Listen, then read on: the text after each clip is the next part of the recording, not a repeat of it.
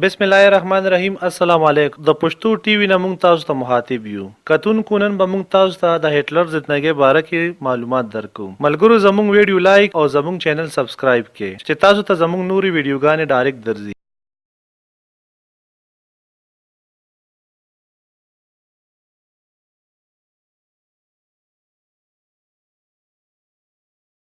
ملګرو نن به موږ د یو داسې انسان باره کې تاسو ته معلومات درکو چې د هغه نه د نفرت کولو والا تعداد د هغه سره د مینې کولو والا نه زیات دی، خو بیا هم تاریخ د هغه نه بغیر نیمګړی دی. هټلر د یو غریبي کورنۍ سره تعلق ساتلو. هټلر د استریا دارالخلافه ویانا کې پیدا شوی و. هټلر د ویانا په یو کالج فاین آرټس کې د داخلي لپاره اپلای وکړه، خو د هغوی په معیار پوره نشو او هغه ته یې داخله ورنکړه. په 1913 کې هټلر جرمني ته لاړو او جرمني کې د یو سپاهي په عہده برتی شو. هغه په لومړني جنگ عظیم کې د یو سپاهي په تور خپل فرایض پوره کول. د هټلر افسرانو به وی چې هغه کې د فوج د افسرۍ قابلیت نشته. د دې د وجې هغه فوج کې ډیر ترقی ونه کړه. هټلر په 1919 کې د جرمني په ورکر پارټۍ کې شمولیت وکړو. دا پارټي په 1920 کې نېشنل سوشلیست جرمن ورکر پارټي چې هغه ته به نازي پارټي وي. هټلر په 1921 کې د نازي پارټۍ چیرمن جوړ شو او ورو دا پارټي کامیابېده او په 1930 کې د جرمني دویمه غټه پارټي جوړه شوه. په 1933 الیکشن کې د نازي پارټۍ اکثریت حاصل نکو، خو د ټولو نه د غټې پارټۍ په وجه صدر هټلر ته د حکومت جوړولو دعوت ورکړ او هټلر ته د ملک اعلی ترین عہده ورکړل شوه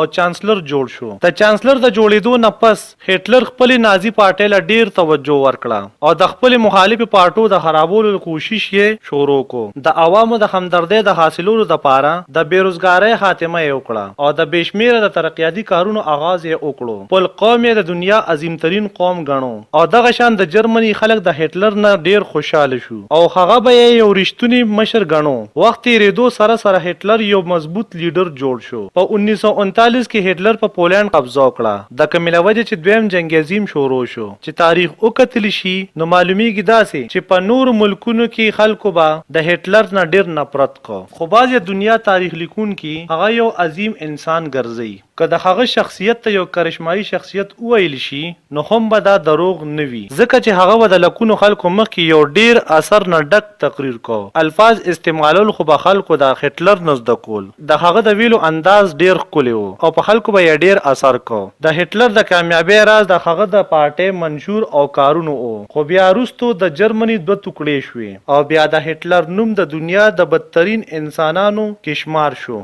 د یورپ خلک د هټلر نه ډیر نفرت کوي. د جرمني قوم تر اوسه پورې د هټلر په کارونو خپېمانه دي او د دنیا په مخ کې یې سر ټیټ نیولی وي. یهودیان وایي چې هټلر د 80 لکو یهودیانو قتل کړي وو او دغه نسل کشۍ ته یهودیانو د هولوکاست نوم ورکړی وو. د ډیرو ظلمونو نه پس هټلر پسې نور ملکونه روچت شول او د هغه د فوج خلاف یې جنگ شروع کو او د هټلر فوج ته یې ډیر نقصان ورسولو. هټلر ته چې کله پته ولګېده چې هغه ناکامه کیږي، په 30 اپریل 1945 کې د دویم جنگ عظیم په آخري ورځو کې هټلر د جرمني په ښار برلن کې په یو تاخانه کې پټ شو او یو جینۍ کومه چې د هټلر خوښه وه ایون بران هغې سره یې واده وکړو. په 30 اپریل 1945 کې د خپلې ښځې سره هټلر خودکشي وکړه او دغه شان د دنیا د ټولو نه ظالم ترین انسان ګڼل کېدونکي مرګ واقع شو.